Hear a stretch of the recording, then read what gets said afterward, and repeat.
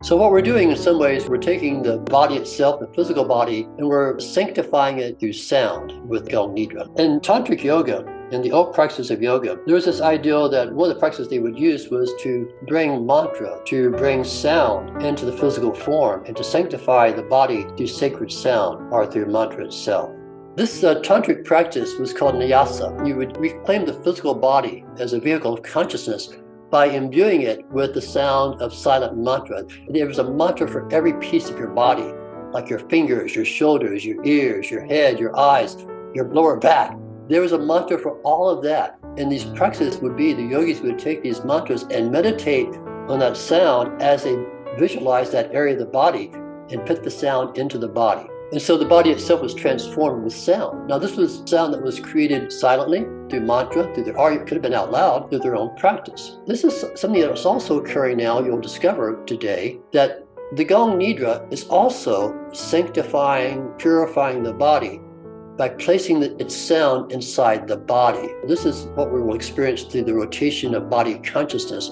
We are visualizing a certain area of your body, and the gong is struck. There's a visualization of you hearing someone's voice saying, your left toe, but at the same time, there's a sound of a gong, a pure sound like a mantra that comes in to do that. What we're doing with Yoga Nidra is that what we've done, and especially with Gong Yoga Nidra, is actually part of what we call Nada Yoga, the enlightenment through music and sound. So Yoga Nidra actually came from this old tradition of Nada Yoga, where the yogis would meditate with internal sounds. They meditate on the internal sounds. As a matter of fact, some of the internal sounds they discover in their deep meditation, one of the sounds was like a gong. They describe it as the sound of an ocean wave, of a beating of a drum, of a thunderclap, or a bird singing. And then they would say, then there's the sound of the gong.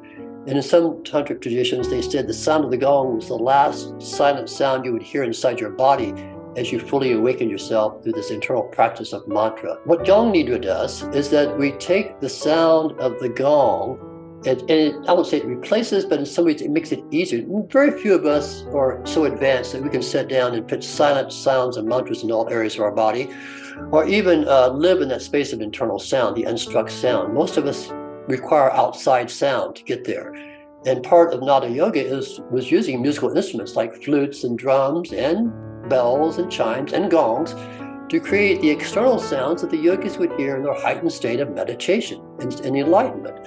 So what we're doing when we're using Gong Nidra is that we're basically taking the outside powerful sound of the gong and using it as that bridge between the unheard sound, the inner sound, and the sensory world.